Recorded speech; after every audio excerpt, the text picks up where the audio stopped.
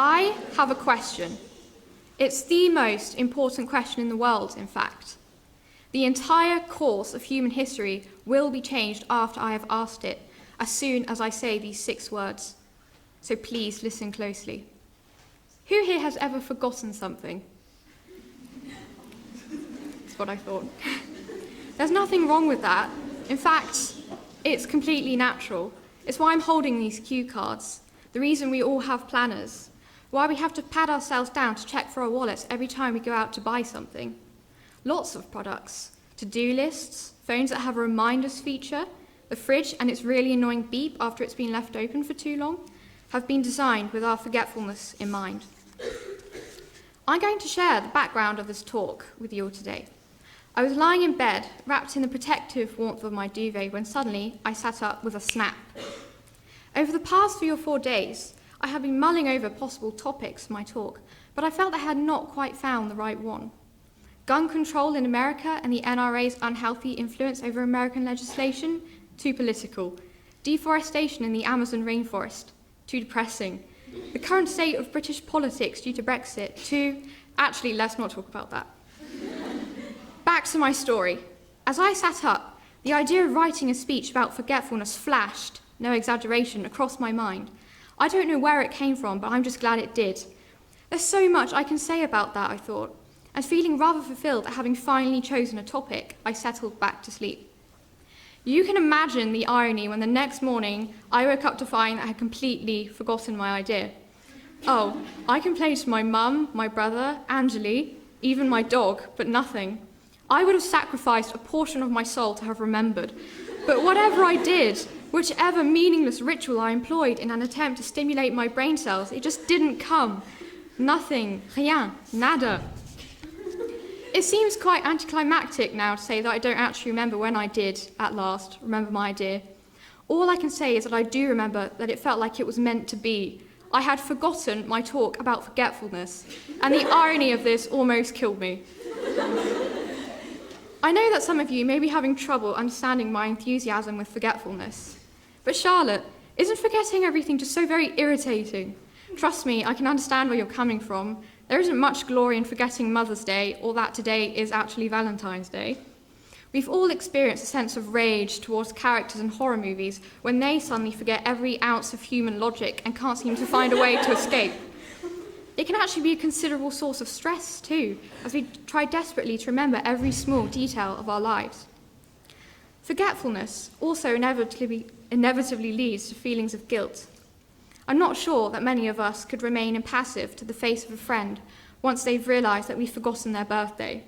But surely, of all things, this is a victory, a gentle nudge to those of us that still look for goodness amongst the chaos of life, that there's still just enough solidarity left between human beings for us to feel compassion.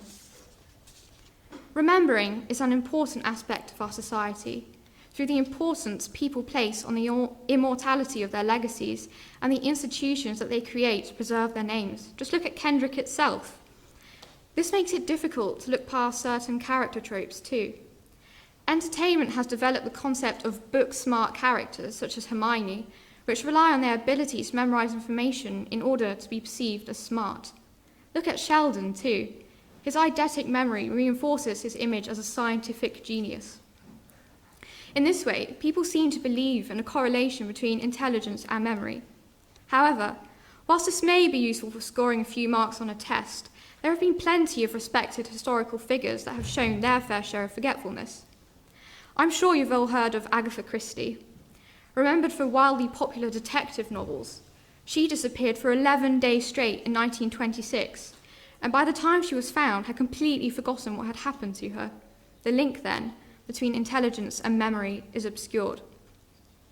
Altogether, too much emphasis is placed on memory.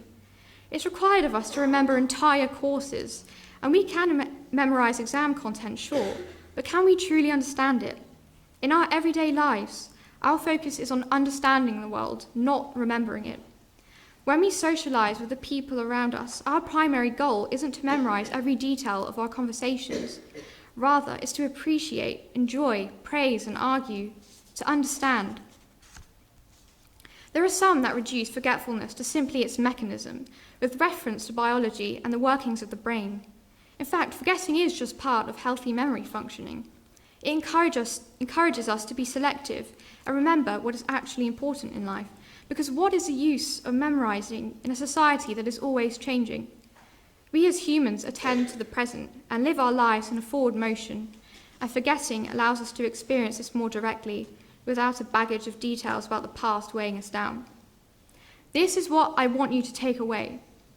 Our forgetfulness, far from being a curse, is one of those small things that makes us distinctly human, that separates us from the wild.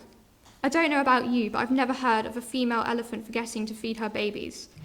Rather than label it a flaw, we should embrace its quirkiness and make more room for it, instead of trying to act like it only happens to the worst of us.